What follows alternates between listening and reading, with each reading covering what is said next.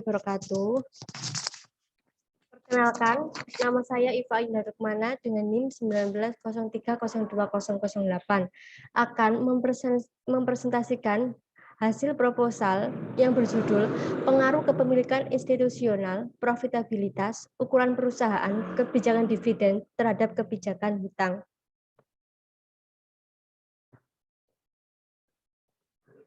Untuk yang pertama, yaitu bab 1 pendahuluan yang terdiri dari subbab latar belakang, rumusan masalah, tujuan penelitian, dan keterbaruan penelitian.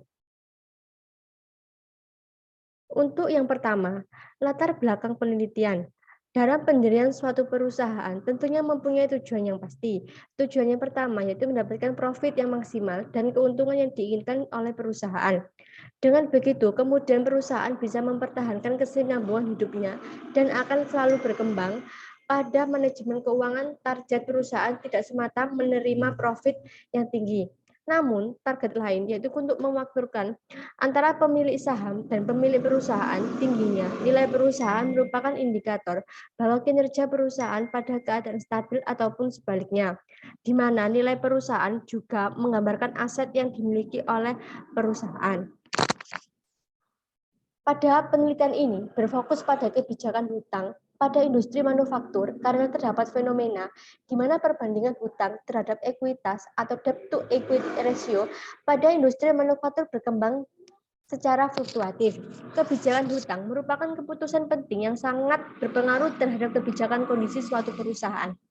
Pada dasarnya, kebijakan hutang akan menentukan nilai perusahaan. Hal ini berkaitan dengan pendanaan yang diperoleh melalui hutang. Hutang dapat sangat membantu dalam mengatasi masalah pendanaan. Akan tetapi, perlu dipertimbangkan risiko akan terjadinya kebangkrutan pada penggunaan hutang dalam jumlah yang besar. Yang kedua, yaitu rumusan masalah dalam penelitian ini. Bagaimana pengaruh kepemilikan institusional terhadap kebijakan hutang? Yang kedua, bagaimana profitabilitas terhadap kebijakan hutang? Yang ketiga, bagaimana ukuran perusahaan terhadap kebijakan hutang? Dan yang keempat, bagaimana kebijakan dividen terhadap kebijakan hutang? Untuk selanjutnya, yaitu tujuan penelitian ini untuk mengetahui pengaruh kepemilikan institusi terhadap kebijakan hutang. Yang kedua, yaitu untuk mengetahui pengaruh profitabilitas terhadap kebijakan hutang.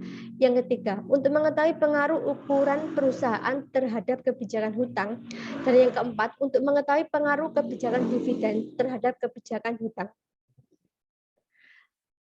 Selanjutnya, yaitu ada keterbaruan penelitian. Yang pertama, menurut Anggraini 2011, kepemilikan institusional juga bisa menjadikan adanya penurunan biaya agensi. Dikarenakan dengan adanya memotong yang efektif oleh pihak institusional menjadikan pemakaian hutang semakin menurun. Untuk yang kedua, menurut Oho Irenan 2017 menerangkan bahwa kepemilikan institusional memiliki pengaruh yang signifikan pada kebijakan hutang. Dan yang ketiga yaitu Shervian 2015, yaitu pemakaian hutang ditunjuk sebagai salah satu alat untuk menyelesaikan perselisihan keagenan. Tidak bermaksud membuat manajemen dapat meneruskan dengan hutang sebanyak-banyaknya. Kemunculan financial distress dan penurunan nilai perusahaan itu disebabkan karena adanya hutang yang terlalu tinggi. Dengan terjadinya hutang yang terlalu tinggi, maka manajer perusahaan harus paham serta mampu mengendalikan hutang. Selanjutnya yaitu ada originalitas penelitian. Dalam hal ini, persamaan penelitian terdahulu dengan yang sekarang. Untuk persamaan beberapa variabel independen yang diteliti yaitu kepemilikan institusi, profitabilitas, dan ukuran perusahaan, serta variabel dependen yaitu kebijakan hutang. Untuk analisis yang digunakan untuk menguji hipotesis menggunakan model regresi beranda, untuk jenis data pada penelitian ini yaitu dengan data sekunder. Perbedaan penelitian ini dengan penelitian sekarang. Penelitian yang terdahulu sebelumnya yang tercatat dalam perusahaan real estate dan properti yang tercatat dalam Bursa Efek Indonesia yang didapatkan melalui situs resminya di www.idx.co.id. Untuk penelitian yang sekarang, populasinya yaitu pengumpulan data dari perusahaan manufaktur yang tercatat dalam Bursa Efek Indonesia pada tahun 2018 sampai 2020. Untuk yang kedua, yaitu ada kajian teori yang terdiri dari landasan teori, kerangka konsep, dan juga pengembangan hipotesis. Yang landasan teori yang pertama, yaitu teori agensi. Menurut Servian 2015, pemakaian hutang ditunjuk sebagai salah satu alat untuk menyelesaikan perselisihan keagenan. Tidak bermaksud untuk membuat manajemen dapat meneruskan dengan hutang yang sebanyak-banyaknya. Kemunculan financial distress dan penurunan itu disebabkan karena adanya hutang yang terlalu tinggi. Maka, manajer perusahaan harus paham serta mampu mengendalikan hutang. Melahirkan suatu kebijakan hutang di dalam perusahaan, ada banyak pihak yang berkepentingan masing-masing sehingga pada saat pemutusan membuat suatu keputusan, tentu tidak akan lepas dari yang namanya perselisihan keagenan yang ada pada perusahaan. Teori agensi di sini menjelaskan kebijakan hutang sensitif terhadap perselisihan keinginan antara manajer dengan pemegang saham yang disebut dengan konflik keagenan. Untuk selanjutnya yaitu definisi istilah. Yang pertama ada kepemilikan institusional. Kepemilikan institusional adalah kepemilikan saham yang dimiliki oleh perusahaan, oleh lembaga keuangan non-bank, maupun institusi yang mengelola dana orang lain, menurut Pasaribu 2006. Tingkat kepemilikan saham institusional menyebabkan tingkat pengendalian yang dilakukan pihak eksternal terhadap perusahaan semakin tinggi pula. Akibatnya, agensivitas di dalam perusahaan berkurang dan nilai perusahaan semakin meningkat. Yang kedua ada profitabilitas. Menurut Sartono 2010 menyatakan bahwa profitabilitas adalah kemampuan perusahaan memperoleh laba dalam hubungannya dengan penjualan, total aktiva maupun modal sendiri. Sedangkan menurut Harahap 1998 menyatakan bahwa profitabilitas adalah kemampuan perusahaan mendapatkan laba melalui semua kemampuan dan sumber yang ada dengan kegiatan penjualan, kas, jumlah karyawan, jumlah cabang, dan sebagainya. Rasio yang menggambarkan perusahaan menghasilkan laba disebut juga operating ratio. Untuk selanjutnya yaitu ada ukuran perusahaan. Perusahaan yang memiliki aktiva yang cukup besar yang dapat dipergunakan sebagai jaminan untuk melakukan hutang. Menurut Nur Aina 2010, Short and Kise 1999 dalam Sulang 2013 yang menyatakan bahwa perusahaan besar memiliki akses yang luas terhadap pendanaan internal maupun eksternal. Karena ukuran perusahaan merupakan salah satu penentu kinerja keuangan perusahaan, sehingga semakin besar ukuran perusahaan diprediksikan memiliki tingkat hutang yang semakin tinggi. Kebijakan dividen. Kebijakan dividen menurut Harjito dan Nurfaiza 2006 merupakan keputusan apakah laba yang diperoleh perusahaan pada akhir tahun akan dibagikan kepada pemegang saham dalam bentuk dividen atau akan ditahan untuk menambah modal guna pembiayaan investasi di masa yang akan datang. Dan untuk yang terakhir, kebijakan hutang. Kebijakan hutang termasuk kebijakan pendanaan perusahaan yang bersumber dari eksternal. Kebijakan ini memiliki dampak pada konflik dan biaya keagenan. Menurut Smolwitz 2019, menyatakan bahwa dengan hutang, maka perusahaan akan melakukan pembiayaan periodik atas bunga dan pokok pinjaman. Kebijakan hutang akan memberikan dampak pada pendisiplinan bagi manajer untuk mengoptimalkan penggunaan dana yang ada. Karena hutang yang cukup besar akan menimbulkan kesulitan keuangan dan atau risiko kebangkrutan. Perusahaan dinilai berisiko apabila memiliki porsi hutang yang kecil atau tidak sama sekali, maka perusahaan dinilai tidak dapat memanfaatkan tambahan modal eksternal yang dapat meningkatkan operasional perusahaan. Menurut Oskan 2011.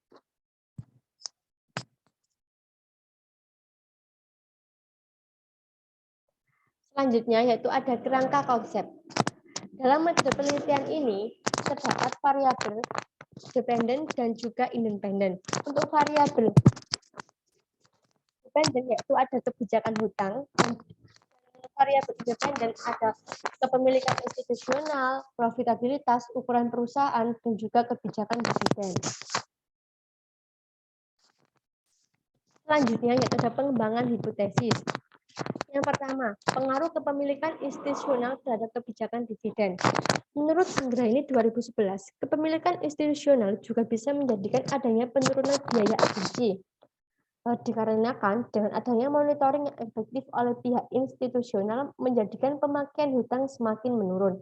Hasil penelitian Irenan 2017 menerangkan bahwa kepemilikan institusional memiliki pengaruh yang signifikan pada kebijakan hutang. Untuk hipotesis yang pertama, yaitu kepemilikan institusional memiliki pengaruh yang signifikan pada kebijakan hutang. Yang kedua, pengaruh profitabilitas terhadap kebijakan hutang. Menurut Tejo, profitabilitas adalah rasio yang mengukur efektivitas manajemen secara keseluruhan yang diperlihatkan dengan tingkat keuntungan seberapa besar dan kecilnya yang didapat dalam kaitannya dengan hal penjualan maupun investasi. Semakin bagus rasio profitabilitas, tentu akan semakin baik juga gambaran kemampuan tingginya keuntungan yang diperoleh suatu perusahaan.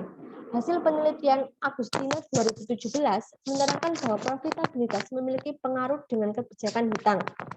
Untuk hipotesis yang kedua, yaitu profitabilitas berpengaruh terhadap kebijakan hutang. Selanjutnya, yaitu pengaruh ukuran perusahaan terhadap kebijakan hutang. Ukuran perusahaan besar memiliki keuntungan aktivitas serta lebih dikenal oleh pabrik dibandingkan dengan perusahaan kecil. Oleh karena itu, semakin besar ukuran perusahaan, maka perusahaan semakin transparan dalam mengungkapkan kinerja perusahaan pada pihak luar. Dengan demikian, perusahaan semakin mudah mendapatkan pinjaman. Menurut Rockman 2015, menurut Anggraini 2011, Irawan 2016, Anggraini 2016, menunjukkan bahwa ukuran perusahaan berpengaruh positif terhadap kebijakan hutang. Hipotesis yang ketiga, ukuran perusahaan berpengaruh terhadap kebijakan hutang. Selanjutnya yaitu ada pengaruh kebijakan dividen terhadap kebijakan hutang. Yang terdahulu yang dilakukan oleh Anggraini 2015 menunjukkan bahwa kebijakan dividen berpengaruh positif terhadap kebijakan hutang. Sedangkan hasil penelitian yang dilakukan Serservian 2015 menunjukkan bahwa kebijakan dividen berpengaruh negatif terhadap kebijakan hutang. Hipotesis yang keempat, kebijakan dividen berpengaruh terhadap kebijakan hutang.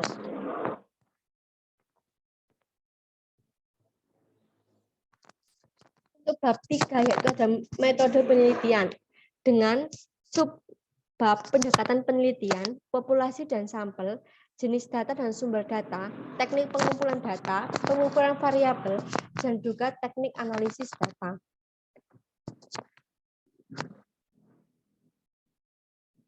Untuk yang pertama, pendekatan penelitian ini menggunakan pendekatan kuantitatif yang tercatat dalam perusahaan industri manufaktur yang terdapat di Bursa Efek Indonesia pada tahun 2018 sampai 2020.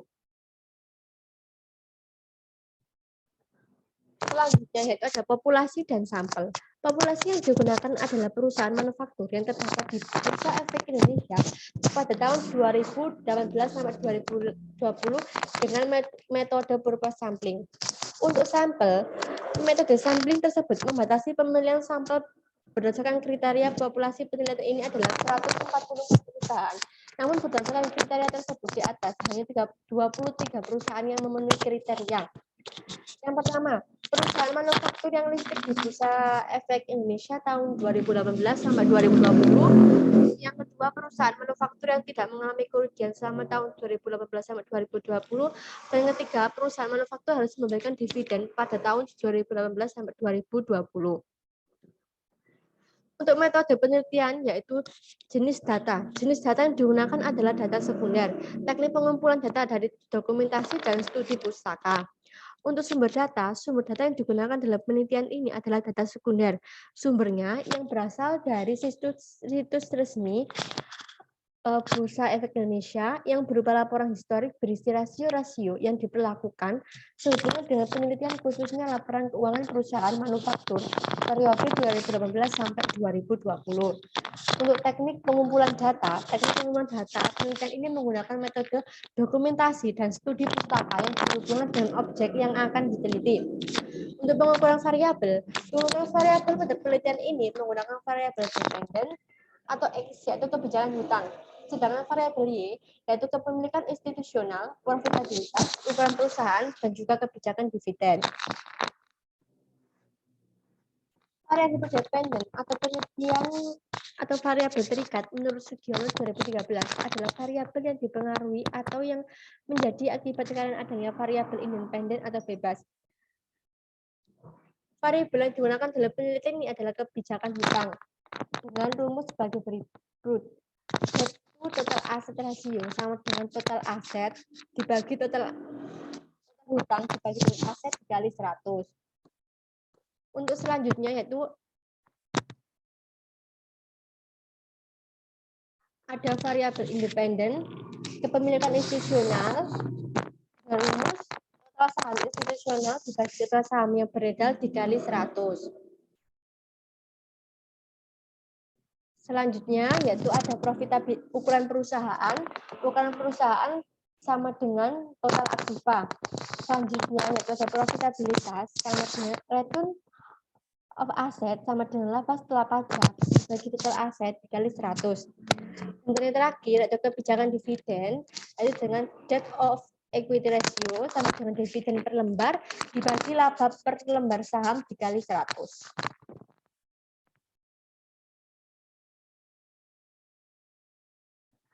Teknik analisis data dalam penelitian ini yang akan digunakan dalam penelitian ini adalah dengan analisis regresi berganda.